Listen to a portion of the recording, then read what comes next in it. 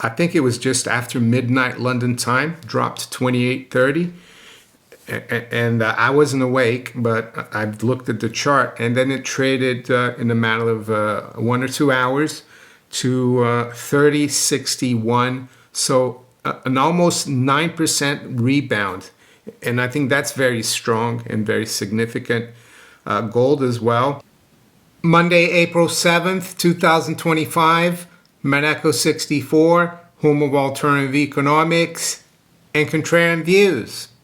Well, today we're going to look at gold and silver, but especially silver. Silver has done a slingshot higher overnight. And I think the markets have woken up maybe to the fact that silver is not just a industrial metal, but a monetary metal. And I think that's what was missing here. That's why silver got trashed so much in the last few days. And yes, Michael Oliver spoke about that in an interview with Liberty and Finance. I recommend you watch that. Very good interview. I've had Michael Oliver on before here on the channel, and I need to try to get him back on though. But yeah, that's what we're going to look at today. And we're going to look at the concept of holding on to your gold and silver for dear life, which is a series of videos that I've made before in the past, in the last, 5, 6, 7 years, because gold and silver are really, I'd say, a very emotional, they're very emotional metals.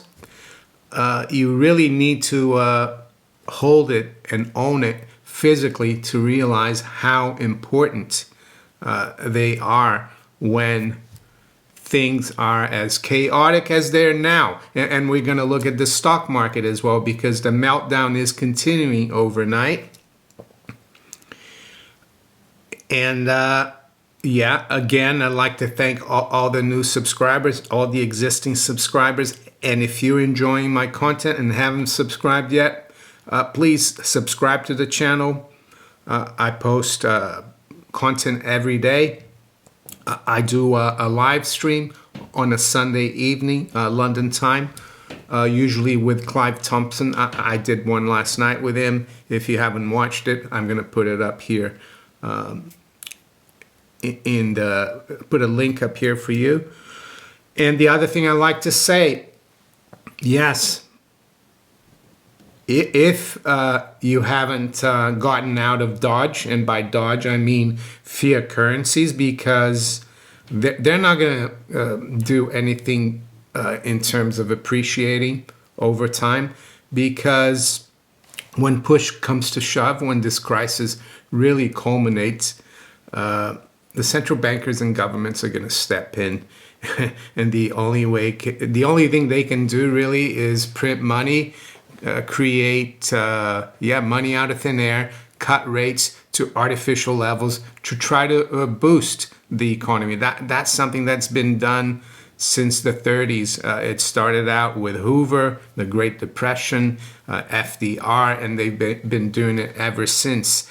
They've been doing it in spades, of course, ever since the 2008 crisis, and it's not going to stop. So yeah, if you want to get out of Dodge, as I said, think about contacting our precious metals affiliates. In the US, I'm affiliated with Miles Franklin. They can help you if you call them or send an email and tell them that Mario or Monaco 64 sent you. And all the details how to get in touch with them are below in the description of all my videos. And also here in the UK, if you're looking to do the same, think about contacting Oliver Temple and Simon Temple at Gold Investments. And all the details are below as well in the description of this video. So, yes, silver lost all its gains for the year last week. about 16%. Pretty much followed copper and other industrial metals. Why did that happen? Well, the market is discounting a big slowdown because of the collapse in the stock markets that we've seen, especially since the Liberation Day, right? That President Trump, when he announced all these reciprocal tariffs. And I think he's going to be announcing a lot more tariffs this coming week. So I don't think things are going to improve. And I don't think the president and the Treasury Secretary are going to back down. What are they trying to do? I don't know. But it certainly is chaotic. But I also think it's not a time to panic, even if you're heavily invested in the stock market. I'm not saying I think things are going to rebound and move higher, but it's not the end of the world. A lot of times the powers that be want you to get scared and get out of your very good investments, and hopefully you're not leveraged. But having physical gold and silver outside the system in your possession or at a reputable private non-banking vault is a very good way of protecting your wealth. I mean, just look at people who find treasures, gold that's been gold and silver that have been buried for thousands of years or hundreds of years, or gold and silver that have sunk with ships. It's still there. It's still pristine. It's still valuable. It keeps its value. And that's what's happening right now. And I think people are waking up. So what's the slingshot been? Well, last night, 11 o'clock London, which is 6 p.m. Eastern time in the US, I looked at the markets, and the stock markets were down massively. I think, let's see here. The Dow was down almost another 2,000 points. The NASDAQ 100 was down, 300. It was down about 1,000 points. And the S&P was down about almost 300 points. And I saw that silver was in the 28 handle, and gold was still above 3,000. And then I woke up in the night and I saw that gold and silver had hit a low, respectively, at 29.70 in gold. So there were people asking last night, will gold break 3,000? Well, it did overnight. Silver went to 28.30. And then I woke up this morning and I see that silver is trading above 30. And I thought, wow, that's a slingshot. And I think it was Michael Oliver who used that term. He expects silver to do a slingshot. I'm not sure he expected it to do so soon, but it has. It shows how strong gold and silver are actually. And I'm not saying we've seen a bottom, but it could be very likely. So why are they doing that? Maybe they can smell trouble, and they can smell that the central banks are getting maybe a little desperate. We're seeing that the banking sector, the indices for that measures the value of bank stocks, is actually underperforming the general stock market. And the Federal Reserve and central banks, they were created to be lenders of last resorts for the banks. And that's one thing they'll cut rates or print money for. It's the banks. Maybe that's what gold and silver are telling us. And we could even see an emergency action from the Fed. Why emergency? Well, because their next meeting is only towards the middle of May. And if things get really worse here and it threatens the big banks, they could step in. And gold and silver would go ballistic if they step in. And even if they don't, and if the crisis kind of stabilizes, things are not over. I think a lot of financial institutions are in trouble. And why are they in trouble? Why does it always happen? Well, people never learn. People always leverage. They did it in the 20s. They did it during the dot-com bubble. They did it in 08, 09. They did it during the late, let's say, teens, just before the COVID crisis. It's all about the derivatives. Some people argue that there's over $1 quadrillion in derivatives, which are basically side bets. But the other reason derivatives get bigger and bigger is because in the fiat currency system, the debt gets so big that derivatives are used to kind of mask how bad things are. Professor Anto Fekete, he's passed away.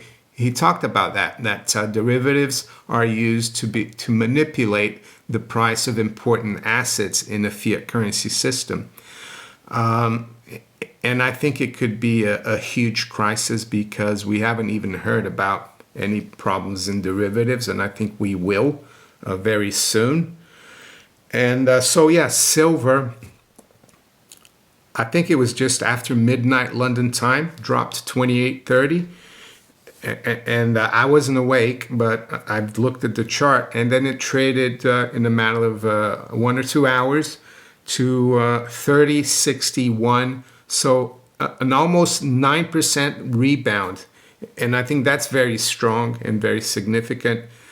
Gold as well.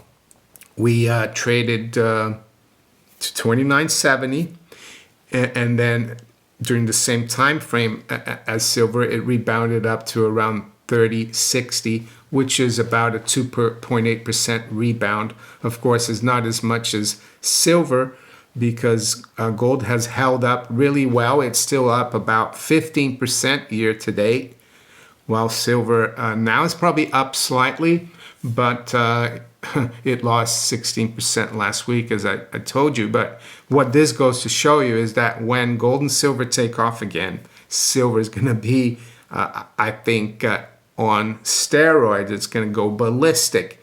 Am I selling some of my gold to get silver? No. I never sell either one of them unless, of course, there's an emergency. I just keep adding on to both. But you might have another strategy. I'm just telling you what I do, and I'm not telling you what to do. You need to think for yourself. And what else is going on? Well, let's have a quick look at the headlines here. Well, the FT says global stocks tumble as Trump offers no respite from tariffs. Asian and European indices and U.S. futures fall in wake of worst week for Wall Street equities since pandemic. That's another problem here that I'm seeing here is this one. KKR, Blackstone, Carlyle. Big investors look to sell out private equity after market rout. Private equity is a very illiquid market because it's a private market. And I think they're going to have a really tough time getting out of their big private equity positions. And why do I say that? Well, I have a couple of very good friends that had a big position in private equity, but they've been trying to get out for the last 6-9 months. And and one of them told me that they were able to get their money on the 1st of April, just before everything kicked off. And he's very relieved. So I think that could be another big problem, private equity. And why is that? Well, because private equity, they use a lot of leverage. They use debt to buy companies, to re-engineer them. financial engineering. That's been part of this everything bubble and financialization, and I think they could be in trouble. So the other thing about private equity, we don't really know how much is under threat in terms of exposure, because it's not a publicly traded market. There's no public information. So I think aside from the banks being in trouble, keep an eye on private equity and who lends the capital or the money to private equities. Well, it's the big Wall Street banks, big City of London banks. It could be a disaster. And it's another reason to have some gold and silver. And this friend of mine who was able with his brother to get out of private equity, their private equity positions, guess what they've been buying a lot the last year or more? Well, a lot of physical gold and silver. They were bond guys, and I've kind of turned them around to seeing the importance of having no counterparty risk. And I think they sleep a lot more safely at night, or soundly at night. That's the other thing that gold and silver do for you. They give you peace of mind. Yeah, so let's quickly look at where we are now in terms of the market. Well, it's 8:25 a.m. London time. We've got spot gold at 3,025. So it's moving around like a yo-yo. The volatility is through the roof. So as I said, the low is 29.70, the high is 30.60. Silver is trading at 29.90, so it's back below 30, but I wouldn't be too concerned because the low was 28.30. The high has been around 30.60. I mean, I have a high here of 30.80, but on the chart it says 30.60. The Dow futures is down 1,500 points, so another 4%. The NASDAQ 100 futures down 933 or 5.3%, and the S&P is down 4.7%. The FTSE in the UK is back below 8,000, at 7,600, down 5.3%. The Euro Stoxx 50 is down almost 6%. What about the currencies? Well, the dollar is very weak versus the yen. That's another thing that doesn't help the carry trade, which helps liquidity. So the yen is very strong. The dollar is down 1% versus the yen. The euro is up 0.2% versus the dollar. The pound is pretty much unchanged. And it's interesting because the industrial commodities, they are continuing to drop quite sharply, while silver is up right now 1%.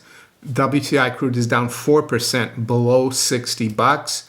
Even high-grade copper is down 2% at 433. So what I'm seeing here is that silver is definitely detaching from its reputation as just an industrial metal. People are waking up to the fact that silver is also a very important monetary metal. And I spoke about treasuries on Saturday. Yes, they have rallied a little bit overnight. The 10-year yield has actually dropped 9 basis points. It's around 390, which means that people are buying treasuries for safety. But as I said, I don't think it's safe to have treasuries. And I think the reason people are doing this, big investors, is that it's the only thing they know how to do when there's trouble, to buy treasuries. They haven't really found out how special having physical gold is yet, and they don't have the wherewithal. They don't know where to get it either. But eventually, I think people are going to wake up to that. So there you go. With that, I'm going to wish you all a very good day. Take care. Bye.